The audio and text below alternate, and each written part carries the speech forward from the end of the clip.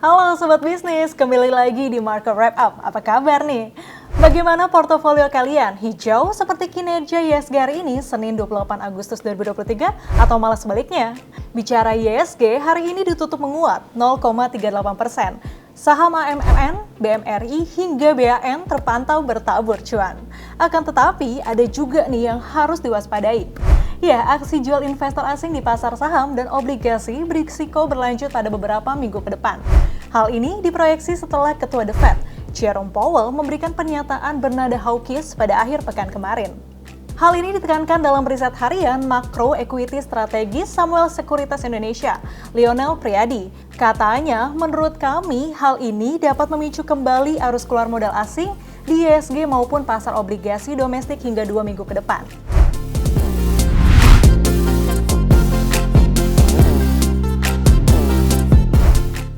Itu dia kabar pasar hari ini. Tapi perjumpaan kita belum berakhir. Sobat bisnis, ngikutin nggak nih informasi tentang Elon Musk? Tapi bukan soal Tesla investasi di tanah air. Lini bisnis Om Elon yang lain, Starlink, lagi diproyeksikan akan mengguncang tanah air. Kok bisa? Berdasarkan ulasan bisnis, Elon Musk dikabarkan tengah mengkaji potensi kerjasama dengan Kementerian Kesehatan Republik Indonesia terkait pemanfaatan satelit orbit rendah atau LEO Starlink dengan harga murah untuk ribuan puskesmas. Tentunya ini jadi kabar baik ya. Kepala Biro Komunikasi dan Pelayanan Publik Kementerian Kesehatan, Siti Nadia Tarmizi mengatakan kajian tersebut masih dalam tahapan awal, belum membahas soal harga, cakupan jangkauan, pasar, serta geografis Indonesia.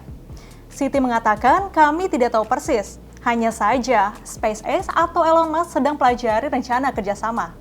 Di balik kabar baik tersebut, ada juga kekhawatiran dari sejumlah emiten telco.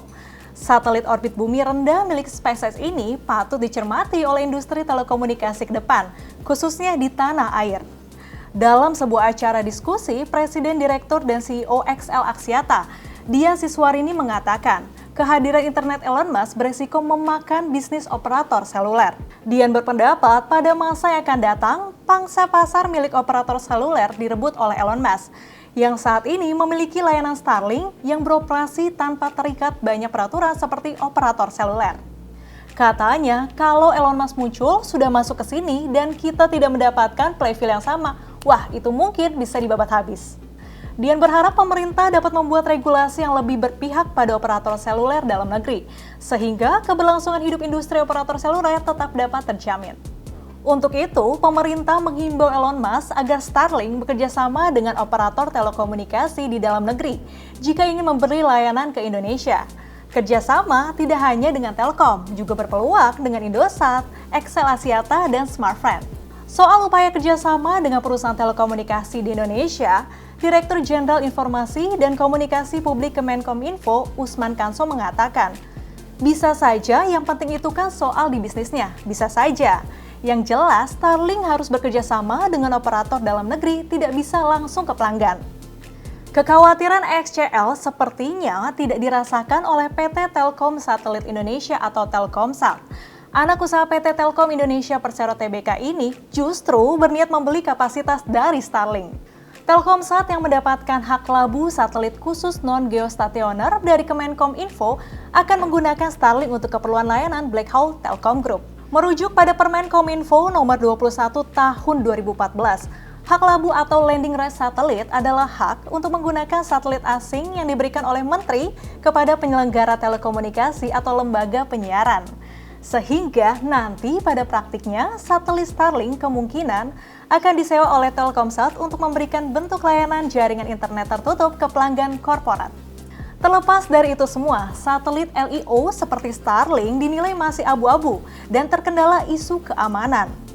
Ketua Pusat Kajian Kebijakan dan Regulasi Telekomunikasi Institut Teknologi Bandung, Ian Yosef M. Edward mengatakan, persaingan di industri satelit cukup ketat, baik di industri satelit lokal maupun global, serta persaingan dengan satelit GEO seperti Satria 1. Ian mengatakan, bisnis satelit LEO belum nampak dampak pasarnya. Persaingan yang terjadi di level mitra lokal dan mungkin bisa terjadi dengan penyedia satelit lain yang bukan mitra. Yuk kita cermati terus perkembangan Starlink dan ekspansi bisnis Elon Musk. Jangan lupa Sobat Bisnis juga terus nambah portofolionya ya. Sobat bisnis, tayangan ini tidak bertujuan mengajak, membeli, atau menjual saham tertentu. Keputusan investasi sepenuhnya ada di tangan Anda. Kami tidak bertanggung jawab terhadap segala kerugian maupun keuntungan yang timbul dari keputusan investasi Anda. Sampai jumpa di Market Wrap Up berikutnya. Saya Dedianti, sampai jumpa di episode berikutnya.